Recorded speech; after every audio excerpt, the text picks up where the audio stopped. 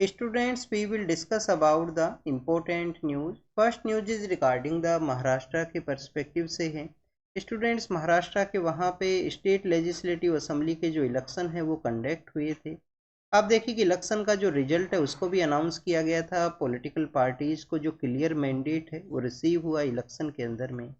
Students, वहीं पे political parties के द्वारा उनका जो सीएम फेस है उसको चूज किया गया है।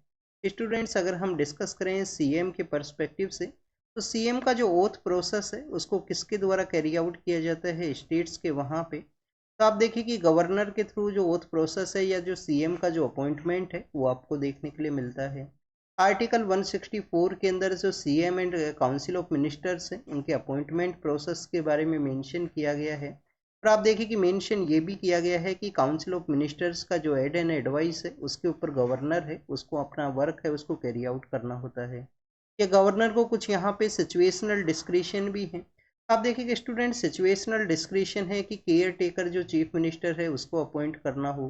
किसी पॉलिटिकल पार्टी को जो क्लियर मैंडेट नहीं है तो उस दौरान में जो लार्जेस्ट यहाँ पे जिनको मैंडेट रिसीव हुआ है उनको आप देखिए कि गवर्नमेंट फॉर्म करने के परस्पेक्टिव से इन्वाइट करना हो। तो इस तरीके से आपको कुछ सिचुएशनल जो डिस्क्रिशन है वो देखने के लिए मिलते हैं गवर्नर का।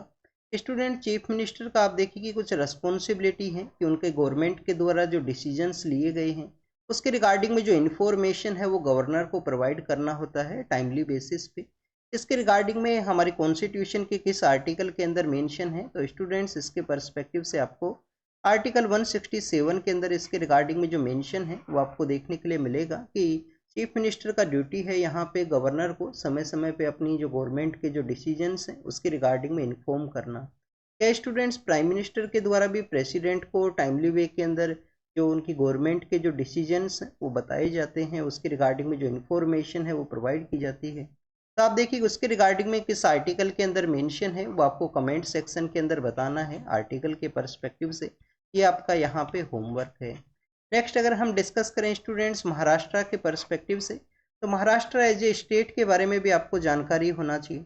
आप देखिए कि महाराष्ट्र एज ए स्टेट को अर्लियर फेज के अंदर जो बॉम्बे स्टेट है उसके रूप से जाना करते थे। जिस समय आप देखिए कि हमारे कंट्री के अंदर में जो स्टेट्स हैं उनको 4 कैटेगरी के अंदर डिवाइड किया गया था। कैटेगरी ए है, category B and C and D के अंदर में, जिसके अंदर आपको कैटेगरी डी के अंदर में अंडमान एंड निकोबार है वो देखने के लिए मिलेगा।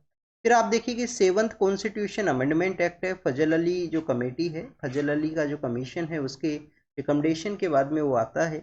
स्टेट रीऑर्गेनाइजेशन को कैरी किया गया, बॉम्बे स्टेट को महाराष्ट्र स्टेट के रूप से इस्टेब्लिश किया गया। और बॉम्बे स्टेट के अंदर जो गुजराती स्पीकिंग पीपल हुआ करते थे, जो गुजराती लैंग्वेज जिनके द्वारा बोली जाती थी, उनका एक अलग से स्टेट है गुजरात, उसको 1960 के समय क्रिएट किया गया। तो स्टूडेंट्स, बॉम्बे स्टेट का जो नेम है उसी को महाराष्ट्र के नाम से चेंज किया गया था 1960s के समय में। नेक्स्ट, अगर हम डिस्कस करें, आप देखिए कि महाराष्ट्र एंड गुजरात के पर्सपेक्टिव से, महाराष्ट्र एंड गुजरात के पर्सपेक्टिव से कुछ स्पेशल प्रोविजंस हैं उनके बारे में भी कॉन्स्टिट्यूशन के अंदर मेंशन है। तो स्पेशल प्रोविजंस कौन से हैं, किस आर्टिकल के अंदर मेंशन है? क्या हमारा जो कॉन्स्टिट्यूशन के अंदर आर्टिकल 371 है उसके अंदर आपको मेंशन जो है, जो ओरिजिनल आर्टिकल 371 है, जो आपको महाराष्ट्र एंड गुजरात के पर्सपेक्टिव से क्या देखने के लिए मिलता है?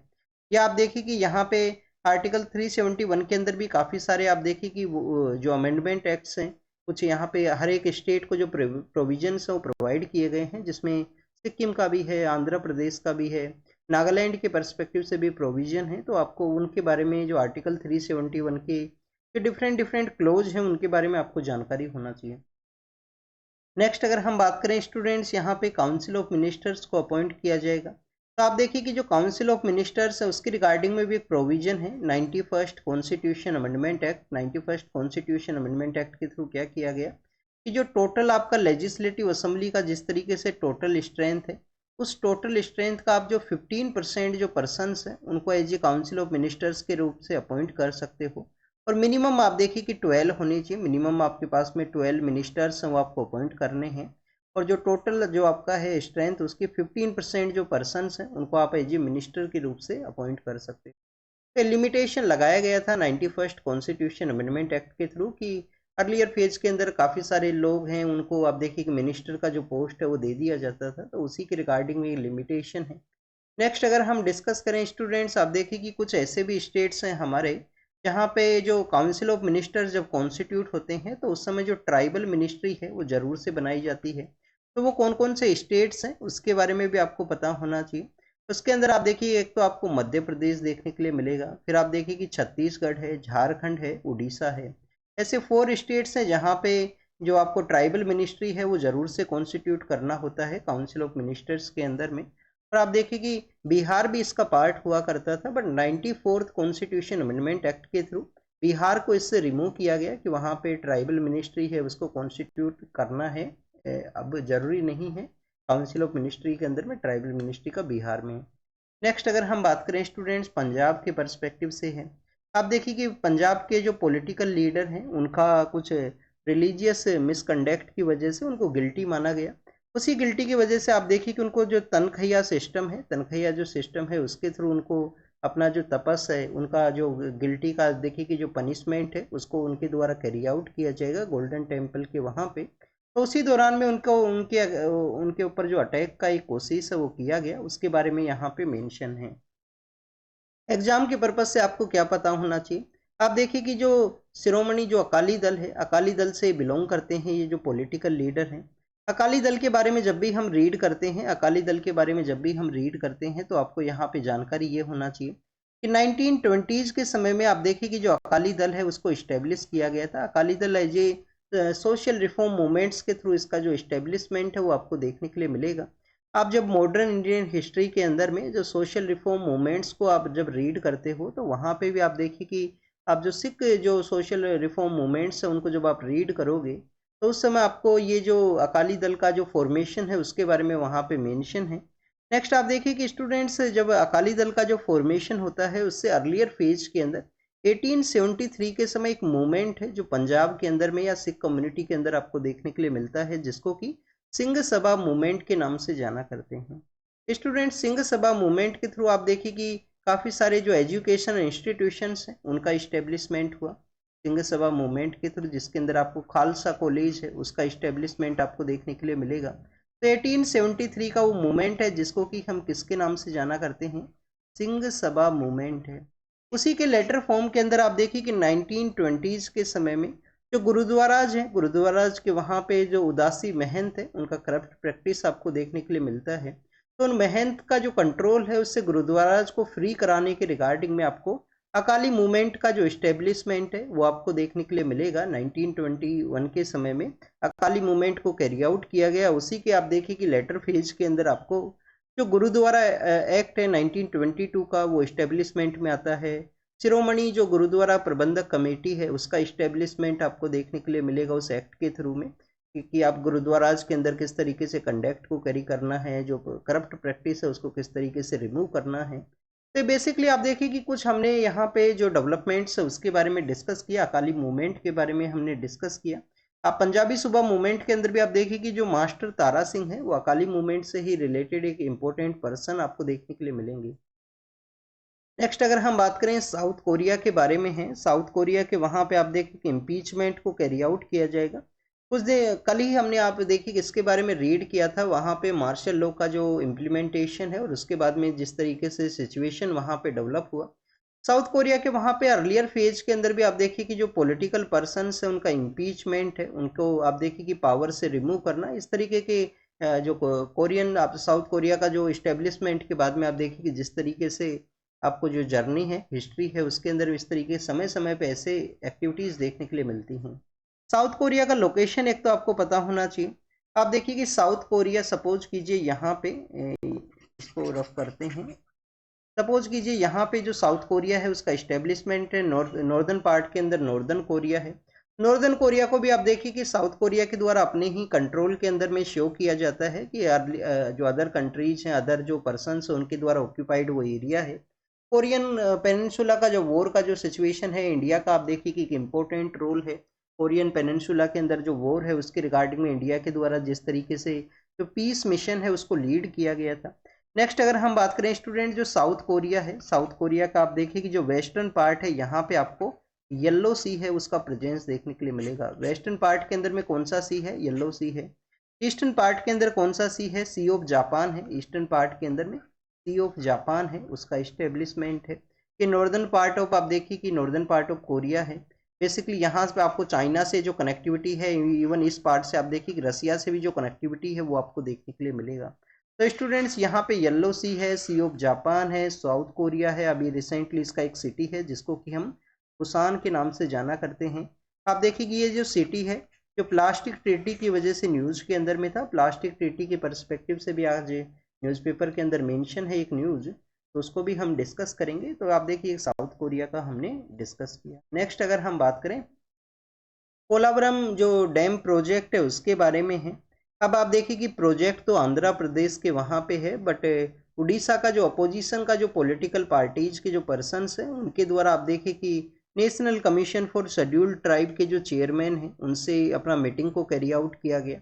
और मीटिंग के अंदर में यहाँ पे जो कंसर्न्स हैं कि पोलावरम जो डैम प्रोजेक्ट है उसकी वजह से जो ट्राइबल कम्युनिटी के जो एरियाज हैं, जिसमें आप देखिए कि जो मलकानगिरी का एरिया है वहाँ पे बताया गया है कि सबमर्जेंस का जो सिचुएशन है, सबमर्जेंस का जो कंडीशन है वो डेवलप हो सकता है।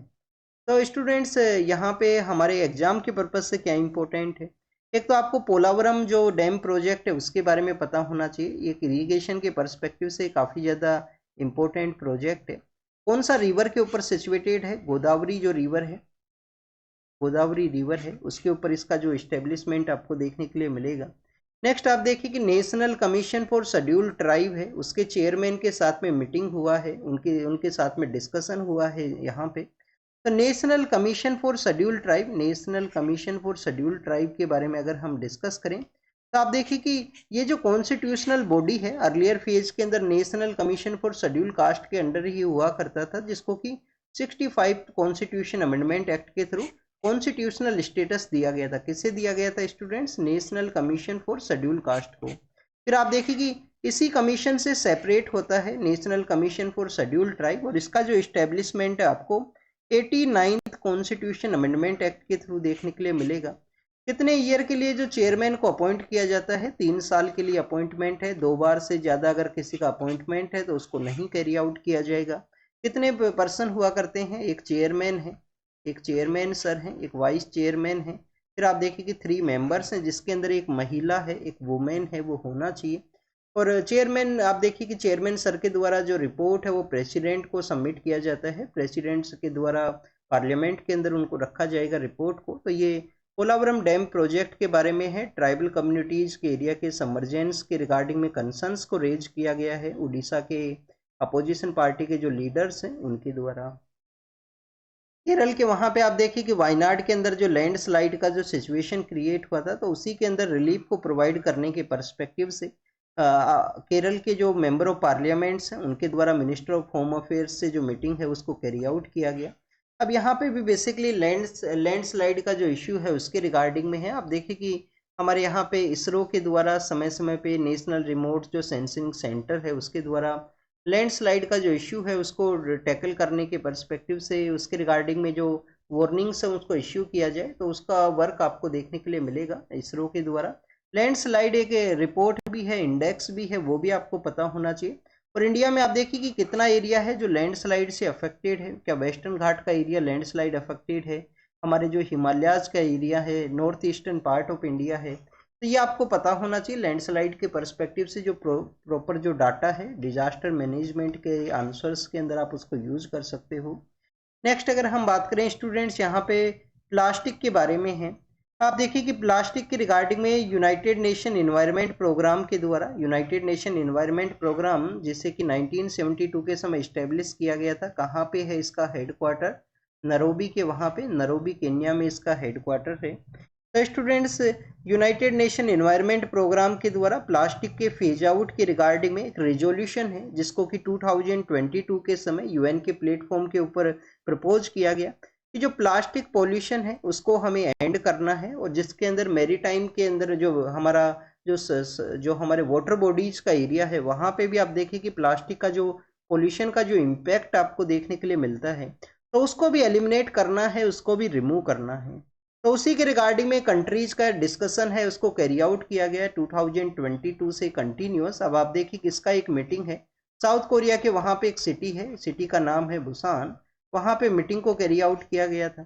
मीटिंग का डिस्कशन आप देखिए कि कंटिन्यूअस फेज के अंदर था, बट प्लास्टिक का जो प्रोडक्शन है उसको रिड्यूस करने के रिगार्डिंग में कुछ लिमिटेशंस के बारे में जब डिस्कशन होता है, तो ऐसे कुछ कंट्रीज जो पेट्रोकेमिकल से बेस है, उनका इकोनॉमी पेट्रोकेमिकल से रिलेटेड है, और प्लास्टिक के जो पॉलीमर्स हैं उसका जो प्रोडक्शन है, प्लास्टिक का जो प्रोडक्ट जो यहाँ पे प्लास्टिक को जो मैन्युफैक्चर किया जाता है उसके रिगार्डिंग में जो पॉलीमर्स हैं, जो आपको पेट्रोकेमिकल इंडस्ट्री या पेट्रोकेमिकल रिलेटेड जो कंट्रीज हैं वहाँ पे आपको देखने के लिए मिलेंगे। तो आप देखिए उन कंट्रीज के द्वारा जो प्रोडक्शन के रिगार्डिंग में लिमिटेशन है उसको अपोज किया गया, उसी की वजह से आपको जो नेगोशिएशन है वो नहीं देखने के लिए मिलता है। One kind of fail negotiation है वो यहाँ पे कैरी आउट हुआ है। नेक्स्ट आप देखिए कि इकोनॉमिक कॉस्ट के अलावा हमें यहाँ पे जो हेल्थ के ऊपर जो इम्पैक्ट हुआ है, जो एग्रीकल्चर के अंदर जो प्रोडक्टिविटी को जो इम्पैक्ट करता है प्लास्टिक, और भी अलग अलग अलग सेक्टर्स हैं। तो आप देखिए कि जो प्लास्टिक का जो क्राइसिस है उसको हमें टैकल करने का ज़रूरत है। समय है कि इसके जो प्रोडक्शन का जो कट है उसको कैरी आउट किया जाए, उसके रिगार्डिंग में जो रिडक्शन है उनको यहाँ पे कैरी आउट किया जाए। नेक्स्ट अगर हम बात करें स्टूडेंट्स, अभी आप देखिए कि स्टेट लेजिस्लेटिव असेंबली के जो इलेक्शंस है वो कंडक्ट हुए। स्टेट लेजिस्लेटिव असेंबली के इलेक्शंस के अंदर में जो कैश ट्रांसफर स्कीम्स हैं उनका सक्सेसफुल है वो देखने के लिए मिला है। कैसे कि जिन स्टेट्स के वहाँ पे इलेक्शन हुए, जो पॉलिटिकल पार्टीज पावर के अंदर में थे, उनके द्वारा कुछ कैश ट्रांसफर है, और कैश ट्रांसफर स्पेशली आप देखिए कि वुमेन्स को यहाँ पे ट्रांसफर किया गया। तो उसकी वजह से आप देखिए कि इलेक्शन का क्या यहाँ पे पोलिंग प्रोसेस के अंदर में वन काइंड ऑफ एक जो आप देखिए स्कीम है जो प्रेजेंट समय में उसका वर्किंग आपको देखने के लिए मिलता है इलेक्शन डोमेन के अंदर में। तो स्टूडेंट्स आप देखिए कि महाराष्ट्र के वहाँ पे जो माझी लड़की बहन योजना है, झारखंड के वहाँ पे भी इस तरीके से मुख्यमंत्री आपको एक योजना है वो देखने के लिए मिलेगा। तो फर्स्ट ऑफ ऑल तो स्टूडेंट्स आप देखिए कि वुमेन्स का जो इंडियन पॉलिटिकल स्पेस है, इंडियन पॉलिटिकल स्पेस के अंदर वुमेन्स का जो कंट्रीब्यूशन है वो इंक्रीज हुआ है। रिसेंटली हमारी गवर्नमेंट के द्वारा भी आप देखिए कि वुमेन रिजर्वेशन बिल है उसको पास किया गया था, वुमेन रिजर्वेशन बिल को पास किया गया, नारी शक्ति अधिनियम के नाम से हम उसे जाना करते हैं।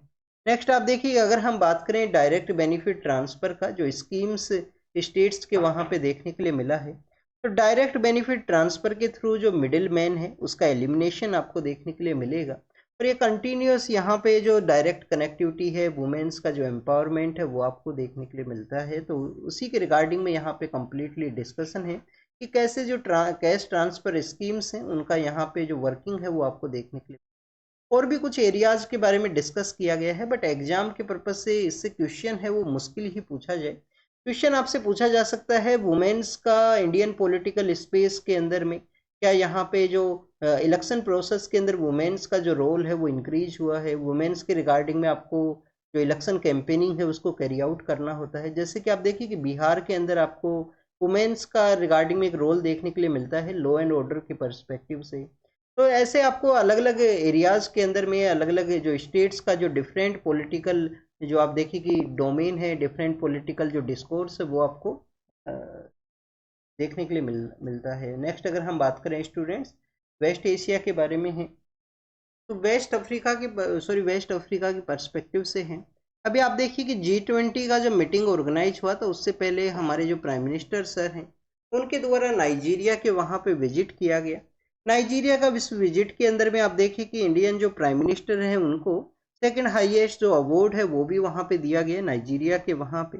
नाइजीरिया के जो पॉलिटिकल लीडर हैं उनके द्वारा ये अवार्ड इससे अर्लियर फेज के अंदर जो फॉरनर पर्सन है जिसके अंदर आप देखिए कि जो क्वीन एलिजाबेथ है उनको दिया गया है, उसके बाद में इंडियन प्राइम मिनिस्टर है उनको दिया गया है। इंडियन प्राइम मिनिस्टर को आपको काफ़ी सारे जो अवार्ड्स हैं जो आपको अदर कंट्रीज हैं उनके द्वारा दिए गए हैं लास्ट 10 ईयर्स के अंदर में, तो उसको आप रीड कर सकते हो, आप उनके बारे में लिटिल बिट आपको इन्फॉर्मेशन होना चाहिए। तो स्टूडेंट्स नाइजीरिया के वहाँ पे जो अवार्ड है वो दिया गया इंडियन प्राइम मिनिस्टर सर को।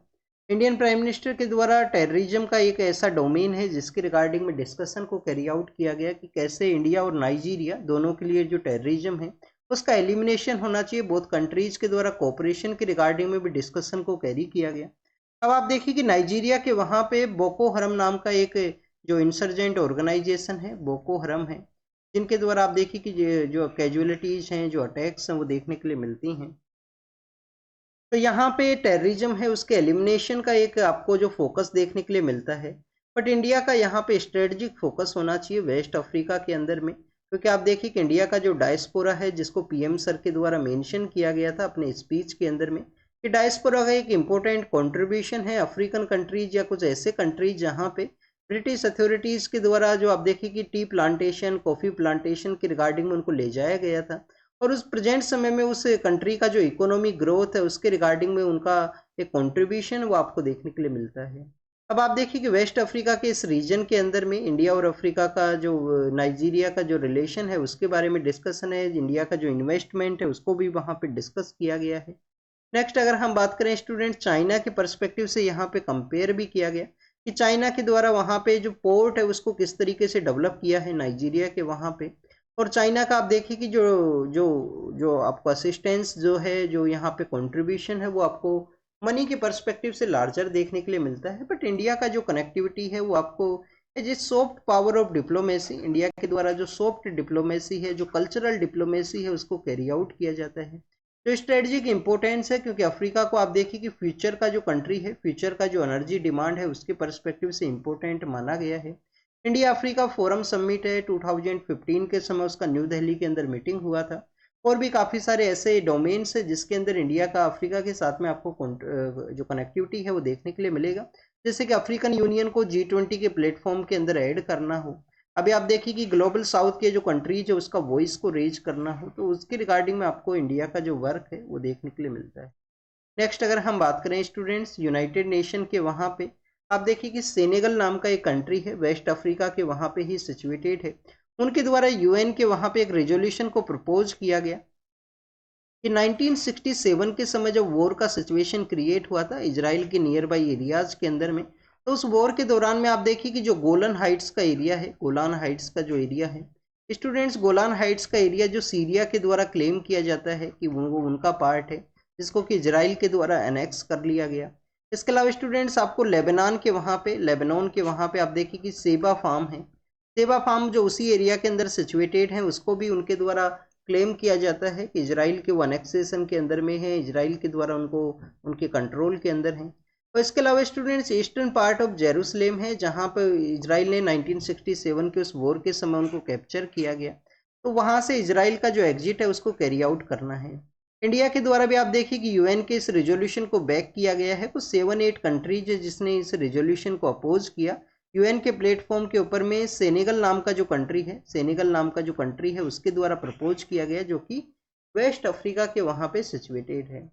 नेक्स्ट अगर हम डिस्कस करें स्टूडेंट्स, फ्रॉग के बारे में है, 2016 के समय प्रीलिम्स के पेपर के अंदर में फ्रॉग से रिलेटेड जो क्वेश्चन है वो पूछा गया था। 2016 के प्रीलिम्स के अंदर में एक फ्रॉग का जो नेम है वो बताया गया था कि ये कहाँ पे एंडेमिक है। हमारे जो वेस्टर्न घाट का जो एरिया है, जो वेस्टर्न पार्ट का एरिया है, वेस्टर्न घाट का जो एरिया है, वहाँ पे आपको फ्रॉग्स का जो प्रेजेंस है वो देखने के लिए मिलता है। तो आप देखिए कि जो एग्रो फॉरेस्ट्री है, एग्रो फॉरेस्ट्री का जो इम्पैक्ट है, स्पेशली यहाँ पे बताया गया कि जो प्लेट्यू का जो एरिया है वहाँ पे एग्रो फॉरेस्ट्री के इम्पैक्ट की वजह से फ्रॉग्स के ऊपर में आप देखिए कि उसका जो थ्रेट है वो यहाँ पे इंक्रीज हुआ है।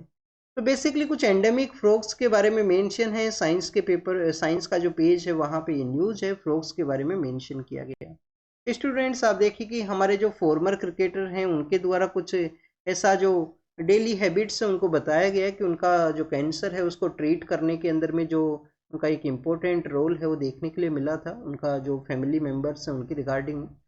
स्टूडेंट्स, पेटिशन फाइल हुआ हाई कोर्ट के अंदर में कि उनके द्वारा मिसलीडिंग जो इन्फॉर्मेशन है वो बताया गया। हाई कोर्ट के द्वारा आप देखिए कि रिजेक्ट किया गया है पेटिशन को कि उन पर्सन का यहाँ पे freedom of speech and expression है, उनका यहाँ पे राइट है, तो उसको बताया गया है freedom of speech and expression के थ्रू जो पेटिशन है उसको रिजेक्ट किया गया। स्टूडेंट्स, इसरो प्रेजेंट समय में आप देखिए कि स्पेस का जो सेक्टर है उसके अंदर वन ऑफ द रिलायबल आपको इंस्टीट्यूट देखने के लिए मिलता है। ग्लोबल जो एजेंसीज हैं स्पेस के रिगार्डिंग में उनके द्वारा भी इसरो का जो एक्टिविटीज है उसको ट्रस्ट किया जाता है। उसी के रिगार्डिंग में आपको यूरोपियन स्पेस एजेंसी का एक मिशन है जिसको लॉन्च किया जाएगा इसरो के द्वारा, जिसको कि आप देखिए कि प्रोबा 3rd मिशन के नाम है वो दिया गया है। भूटान के जो किंग हैं उनके द्वारा इंडिया के अंदर 2 डे के विजिट के लिए आने वाले हैं। आप देखिए कि कुछ दिन पहले जब ग्लोबल कोऑपरेटिव यहाँ पे जो कॉन्फ्रेंस को कैरी आउट किया गया था, तो भूटान के जो पॉलिटिकल लीडर हैं वो इंडिया के विजिट के लिए आए थे। 2017 के समय आप देखिए कि भूटान का जो एरिया है, डोकलाम का जो एरिया है वो इंडिया के द्वारा उसके अगेंस्ट में जो आप देखिए कि चाइनीज जो फोर्सेज हैं उसके अगेंस्ट में आप देखिए कि इंडिया के द्वारा रजिस्ट है उसको कैरी आउट किया गया, डोकलाम जो कि भूटान का पार्ट है। भूटान के वहाँ पे अभी एक प्रोजेक्ट भी है जिसको कि हम गेलेपू प्रोजेक्ट के नाम से जाना करते हैं, जीरो कार्बन सिटी है, उसको डेवलप किया जाएगा भूटान के वहाँ पे। हमारा जो आप देखिए आसाम के अंदर में मानस नेशनल पार्क है, मानस नेशनल पार्क के द्वारा भूटान का जो रॉयल मानस है, भूटान का प्रोटेक्टेड एरिया है, उसका नाम है रॉयल मानस, उसके साथ भी एरिया शेयर किया जाता है आसाम के अंदर, जो मानस हमारा प्रोटेक्टेड एरिया है उसके द्वारा। स्टूडेंट्स, इजराइल और लेबनान का जो आप देखिए कि जो कॉन्फ्लिक्ट हुआ उसके अंदर बताया गया है कि यहाँ पे कुछ लोगों का जो कैजुअलिटीज है, कैजुअलिटीज के जो नंबर्स हैं वो बताए गए, तो 4000 के आसपास हैं लेबनान के द्वारा। इजराइल और हजबुल्ला का जो यहाँ पे कन्फ्लिक्ट है उसके अंदर में 4000 के आसपास जो पर्सन है उनका कैजुअलिटीज सामने आया था। नेक्स्ट अगर हम बात करें स्टूडेंट्स, म्यांमार के वहाँ पे आप देखिए कि जो रेबल ग्रुप है उनके द्वारा बेसिकली जो डिस्कशन है वो कैरी किया जाएगा, जो म्यांमार के अंदर आर्मी के द्वारा पावर को टेक ओवर किया गया है। ईरान के वहाँ पे आप देखिए कि जो वुमेन राइट्स एक्टिविस्ट हैं जिनको कि हम नरगिस मोहम्मदी के नाम से जाना करते हैं, 2023 का आप देखिए कि जो नोबल पीस प्राइज है वो इनको दिया गया था। नरगिस मोहम्मदी हैं जो जेल के अंदर बंद हैं, उनको कुछ समय के लिए आप देखिए कि रिलीज किया गया है मेडिकल ग्राउंड के पर्सपेक्टिव से। तो स्टूडेंट्स, नोबल पीस प्राइज 2023 का जो है वो इन्हें दिया गया है। 2024 का जो नोबल पीस प्राइज है वो किससे दिया गया है, ये आप कमेंट सेक्शन के अंदर बताना, ये आपका यहाँ पे होमवर्क है। तो 24 का जो नोबल पीस प्राइज है वो आपको कमेंट सेक्शन के अंदर बताना है, आपका होमवर्क है, जरूर से बताना। नहीं पता है तो रीड करना इसके बारे में। नेक्स्ट आप देखिए कि यहाँ पे जो बेल्ट एंड रोड इनिशिएटिव के कोऑपरेशन फ्रेमवर्क के पर्सपेक्टिव से नेपाल और चाइना के द्वारा एक डील है उसको कैरी आउट किया गया, कुछ असिस्टेंस है वो भी प्रोवाइड किया गया था अभी चाइना के द्वारा, जिसके अंदर आप देखिए कि नेपाल के द्वारा डिनाई कर दिया गया था कि यहाँ पे जो बेल्ट एंड रोड इनिशिएटिव के थ्रू में जो फंड है वो उनके द्वारा नहीं रिसीव होगा। नेक्स्ट अगर हम बात करें इंडिया और नेपाल के बारे में, तो 3 जगह ऐसी हैं जिसमें काला पानी है, लिपू लेक है, लिम्पियादुरा है, जिसके ऊपर आप देखिए कि नेपाल के द्वारा क्लेम किया गया था फर्स्ट टाइम 2019 के समय में। और आप देखिए उसके बाद में इंडिया और नेपाल के जो रिलेशंस है उसके अंदर में आपको जो डिफरेंसेज है वो आपको देखने के लिए मिलता है। सीरिया के द्वारा आप देखिए कि जो रेबल पर्सन है, जो कि HTS नाम का एक ग्रुप है, जिनके द्वारा आप देखिए अल्लेप्पो नाम का जो सिटी है, अलेप्पो नाम का जो सिटी है जो कि नॉर्दर्न पार्ट ऑफ सीरिया के वहाँ पे है, north eastern part, northern part, तो उसके जब उसको जब कैप्चर किया गया तो उसके बाद में अब सीरियन जो ट्रूप्स हैं उनके द्वारा भी ऑफेंसिव अटैक्स उनको कैरी किया गया है। हमा नाम का जो सिटी है वहाँ पे भी कुर्द पीपल्स का जो पॉपुलेशन है वो भी उधर ही आपको देखने के लिए मिलेगा, जो अलग अलग कंट्रीज के अंदर डिवाइड है, कुछ पार्ट ईरान का भी है, टर्की का भी है, सीरिया के वहाँ पे भी जो कुर्द पर्सनस हैं, जो ट्रीटी ऑफ सेवर है, ट्रीटी ऑफ लुसाने है, जो वर्ल्ड वॉर फर्स्ट के समय उनको प्रॉमिस किया गया था कि उनका अलग से एक टेरिटरी है उसको रिकॉग्नाइज किया जाएगा, बट आप देखिए कि उनका जो अलग अलग कंट्रीज के अंदर उनको डिवाइड कर दिया गया। जो कुर्द पीपल है उनका डिमांड है कुर्दिस्तान बनाया जाए, तो उनका भी आपको पॉपुलेशन उधर ही देखने के लिए मिलता है। नेक्स्ट अगर हम बात करें स्टूडेंट्स, आप देखिए कि स्कोलबोर जो सोल का एरिया है साउथ चाइना सी के अंदर में, तो वहाँ पे जो फिलीपाइंस का जो वेसल है उसके ऊपर चाइनीज शिप्स के द्वारा जो जो वाटर कैनन्स है उसका यूज किया गया है, ये फिलीपाइंस का जो अथॉरिटीज है उनके द्वारा बताया गया। तो students, this is all the information related to the today's newspaper. जो आपको होमवर्क दिया गया है वो जरूर से बताना कमेंट सेक्शन के अंदर में।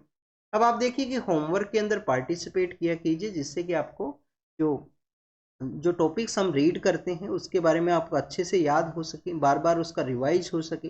न्यूज़पेपर बेसिकली आपका जो बेसिक कॉन्सेप्ट्स है उसके रिवाइज के पर्सपेक्टिव से, और न्यू यहाँ पे कोई आपको पॉइंट्स मिलता है, न्यू कोई डाटा मिलता है, न्यू इन्फॉर्मेशन है, वो आप यहाँ पे रिवाइज को कैरी आउट कर सकते हैं।